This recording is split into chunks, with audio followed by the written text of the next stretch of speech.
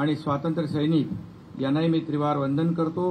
महाराष्ट्रातल्या तमाम नागरिकांना तसेच देशभरातल्या परदेशातल्या आपल्या सर्व बांधवांना विविध क्षेत्रामध्ये कर्तृत्वाची नवी क्षितिजे गाठत असणाऱ्या सर्वांनाच स्वातंत्र्य दिनाच्या लाख लाख शुभेच्छा देतो।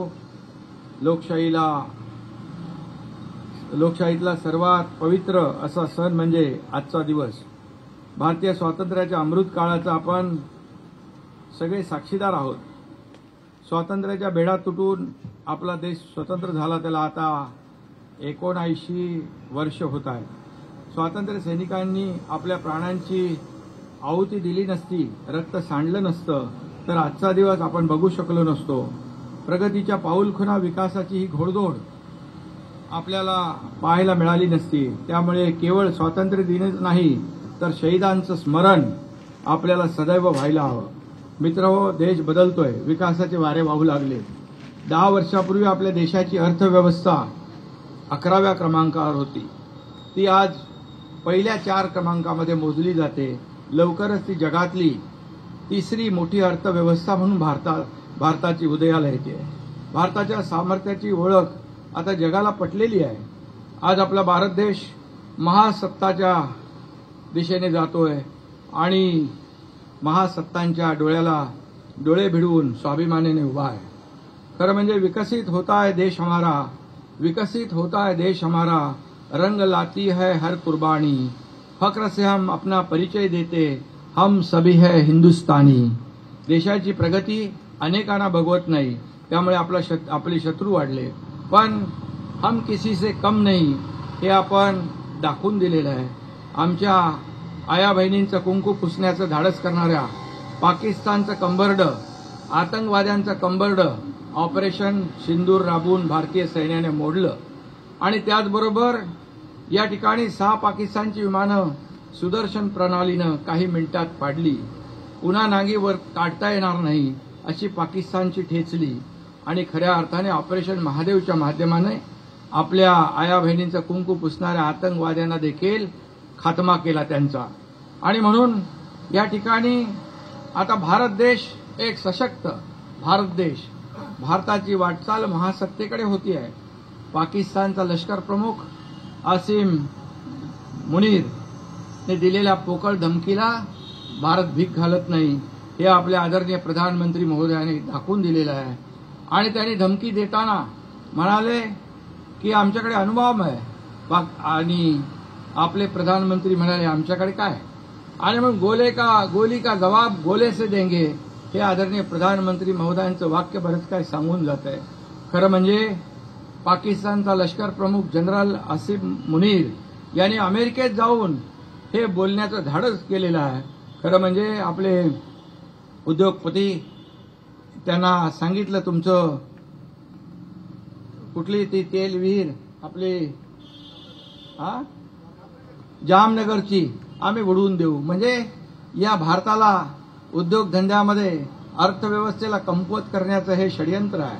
परंतु मी एवढंच सांगतो, गीदड़ भभकी से भारत डरने वाला नहीं। गीदड़ अगर शेर की खाल पहनता है तो गीदड़ शेर नहीं बनता है, शेर एक ही होता है, उसका नाम है नरेंद्र मोदी। आणि म्हणून मी या ठिकाणी सांगतो, वाघाचं कातडं पांघरून वाघ होता येत नाही आणि म्हणून अशा किती धमक्या दिल्या तरी भारत घाबरणार नाही। हा नया भारत आहे, घुसके मारने वाला भारत आहे, हे आपल्या लष्कराने दाखवून दिले। आणि म्हणून मी लष्कराचं त्रिवार अभिनंदन करतो आणि लष्कराच्या पाठीशी खंबीरपणे उभे राहणारे आपल्या देशाचे प्रधानमंत्री नरेंद्र मोदीजींचं देखील अभिनंदन करतो। नुकतंच आपण सरहद्दीवर जाऊन जम्मू काश्मीरमध्ये आपल्या 1000 सांगलीच्या पेहलवान मंडळींनी आपला पाटील चंद्रहार पाटील याच्या नेतृत्वाखाली 1000 लोकांनी रक्तदान केलं। हे एक आगळं वेगळं रक्तदान होतं आणि देशातलं पहिलं रक्तदान भारतीय लष्करासाठी आपल्या महाराष्ट्राने केलेलं आहे। आणि म्हणून महाराष्ट्र नेहमीच देशाच्या योगदानामध्ये पहिल्या क्रमांकावर आहे।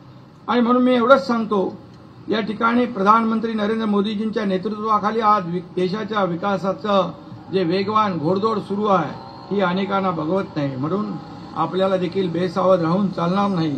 अमेरिकेसारख्या महासत्तेने आयात शुल्क वाढवून भारतासमोर आव्हान उभं करण्याचा प्रयत्न केलेला आहे, परंतु आपला भारत जगातली आर्थिक महाशक्ती होण्यापासून कोणीही रोखू शकत नाही।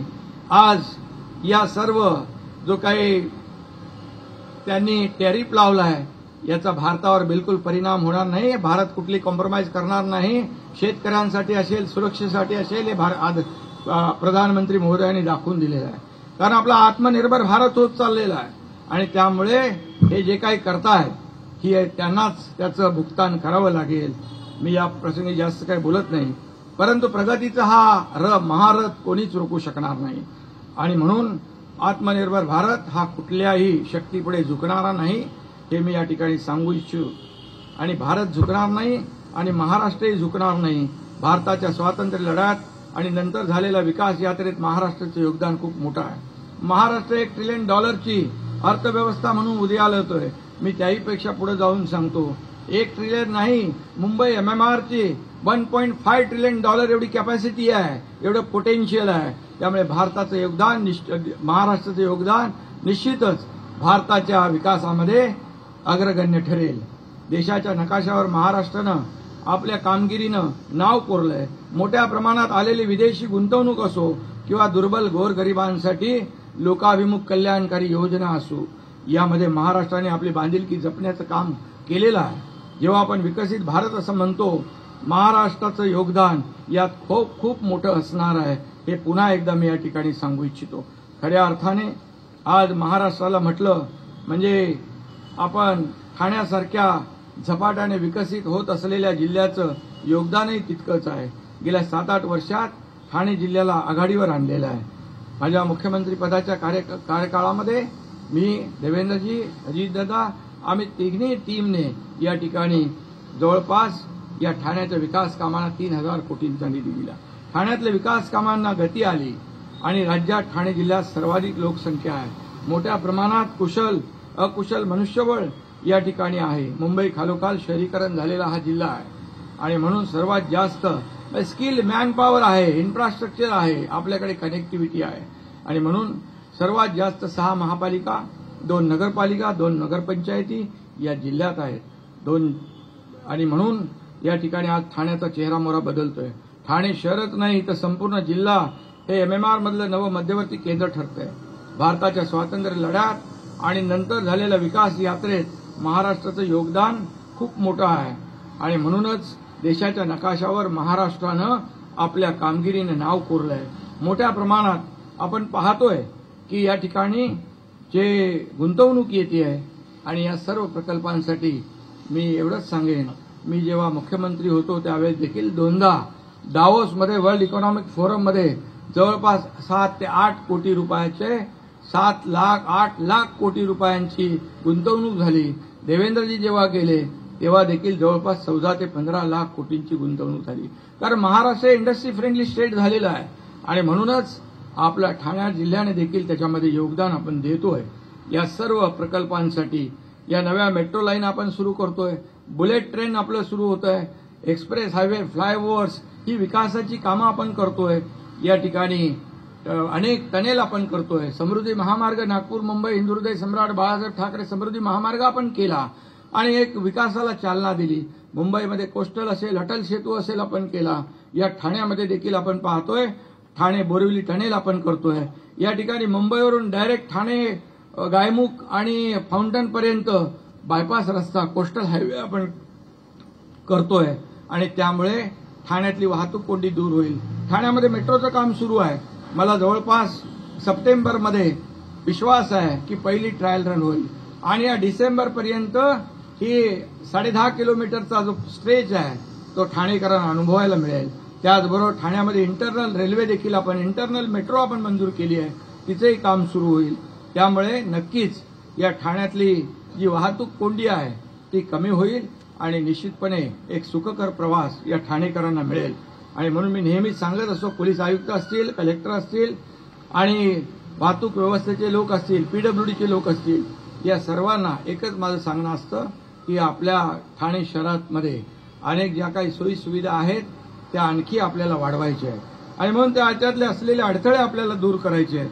आपण खऱ्या अर्थाने एक नवीन गृहनिर्माण धोरण आणलेलं आहे, ते क्रांतिकारक आहे। त्यामध्ये परवडणारी घरं असतील, परवडणारी भाड्याची घरं असतील, नोकरदार महिलांसाठी घरं असतील, पोलिसांसाठी घरं असतील, त्याचबरोबर या ठिकाणी स्टुडंट हॉस्टेल असतील, गिरणी कामगारांसाठी घरं असतील, असं नवीन गृहनिर्माण धोरण आपण करतोय. कालच वरळीच्या बीडीडी चाळीतील 556 लोकांना घरं दिली आणि ते देखील आज स्वातंत्र्य दिन आपल्या घरामध्ये साजरा करतायत. हा देखील आम्हाला अभिमान आहे. आणि म्हणून या ठिकाणी मी आपल्याला एवढंच सांगेन की अनेक प्रकल्प या ठाण्यात होत आहेत, महाराष्ट्रात होत आहेत. वाळवण बंदर जे आदरणीय प्रधानमंत्री महोदयांनी 76,000 कोटी रुपयाचा मोठा प्रकल्प या आपल्या महाराष्ट्राला दिलेला आहे. एक मोठी इकॉनॉमी जी आहे, एक इकोसिस्टीम तयार होईल आणि त्या ठिकाणी प्रत्येकाच्या हाताला काम मिळेल, प्रत्येकाला रोजगार मिळेल, व्यवसाय मिळेल आणि खऱ्या अर्थाने हे देशातलं 1 नंबरचं वाळवण बंदर ठरेल. आणि म्हणूनच त्या ठिकाणी आपण 3रं एअरपोर्ट देखील करतोय. नव्या मुंबईचं 2रं एअरपोर्ट जे आहे हे आता लवकरच 1-2-3 महिन्यामध्ये त्याचं लोकार्पण होईल आणि ते देखील या सर्व लोकांसाठी खुलं होईल. आणि म्हणूनच असे अनेक प्रकल्प, ठाण्यातले अनेक प्रकल्प आपण पाहतोय. उद्यानं होत आहेत, या ठिकाणी तलावांचं शहर म्हणून आपण ओळखतोय.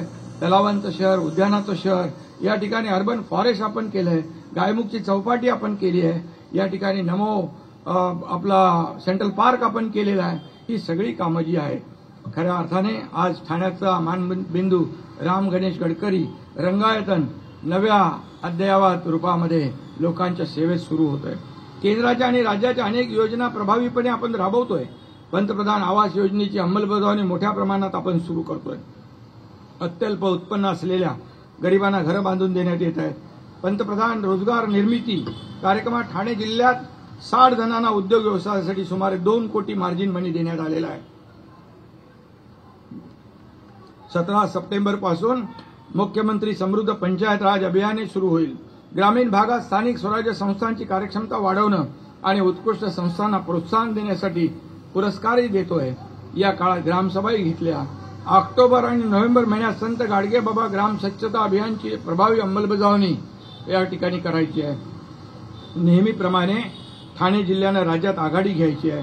लाडकी बहीण योजनासारख्या योजना आपण यशस्वीपणे राबवल्या आणि त्याचबरोबर आपल्या गोरगरीब महिला जनतेच्या महिला भगिनींच्या खात्यात दररोज महिन्याला पैसे जमा होऊ लागले.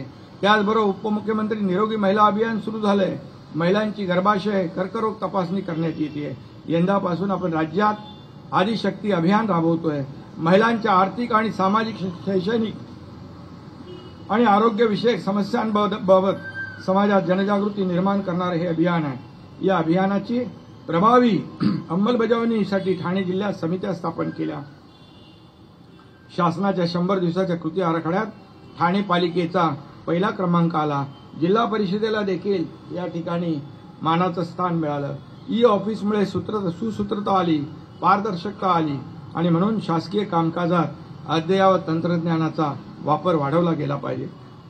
आता आर्टिफिशियल इंटेलिजन्स सारखं आधुनिक तंत्रज्ञान देखील आलेलं आहे आणि शासकीय विभागाने त्याचा अधिकाधिक वापर केला पाहिजे. सर्वसामान्य लोकांना मंत्रालयापर्यंत जाण्याची वेळ येता कामा नये. शासन आपल्या दारी हा प्रकल्प आपण राबवला यासाठी की शासन तुमच्याकडे येत आहे, तुम्हाला इकडे येण्याची आवश्यकता नाही. म्हणून प्रत्येक जिल्हाधिकाऱ्यांनी, प्रत्येक जिल्हा शिवोने, अनेक सर्व जे अधिकारी आहेत त्यांनी ठरवलं पाहिजे की आपल्या इथे आलेल्या माणसाला आपली समस्या इथे सोडवता आली पाहिजे. आणि म्हणून या ठिकाणी 100 दिवसाचा कार्यक्रम, 150 दिवसाचा कार्यक्रम, कृती आराखडा मुख्यमंत्री महोदयांनी सुरू केलेला आहे आणि त्याला चांगलं यश देखील मिळतंय. आणि म्हणूनच या ठिकाणी अनेक आपण उपक्रम राबवतोय. सेंद्रिय शेतीला देखील प्राधान्य देतोय. त्या ठिकाणी ठाणे महापालिका देखील पुढे आहे आणि म्हणून या ठिकाणी दादोजी कोंडदेव स्टेडियम आहे, ते देखील आपण त्याचं पुन्हा रुपडं पालटतोय. ते आंतरराष्ट्रीय दर्जाचं होतंय.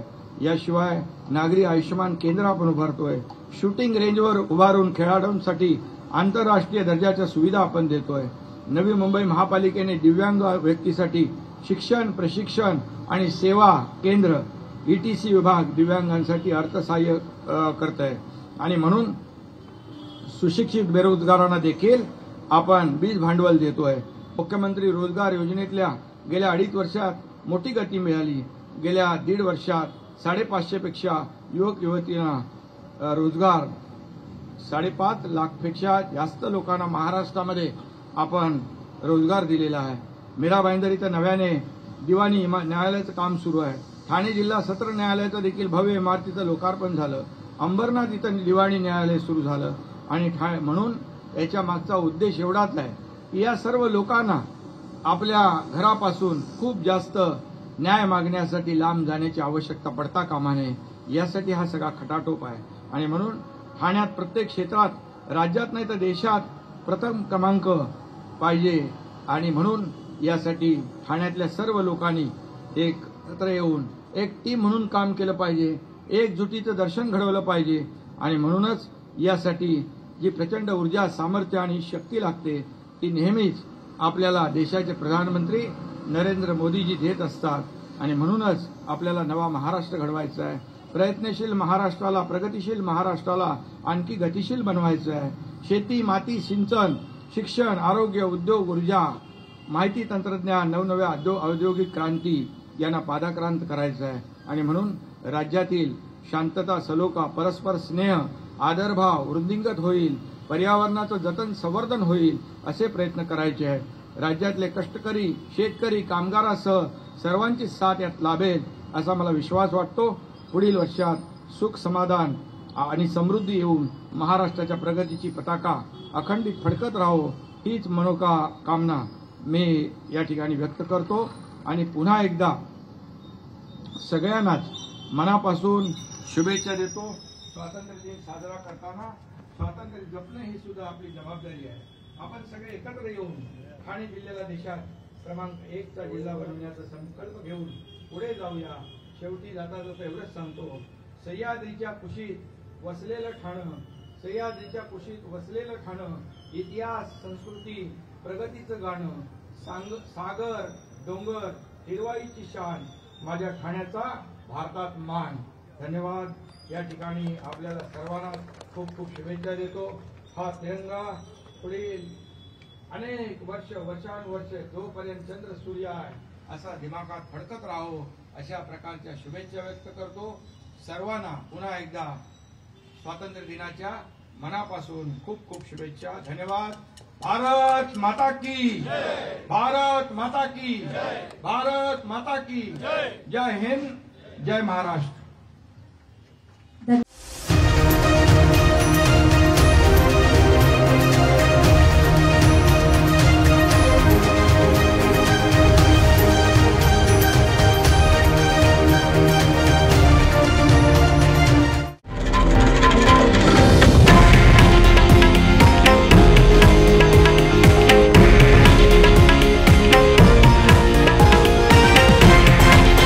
हे आहे देशातील नंबर 1 न्यूज नेटवर्क आणि आपण पाहत आहात TV9 मराठी, एकमेव.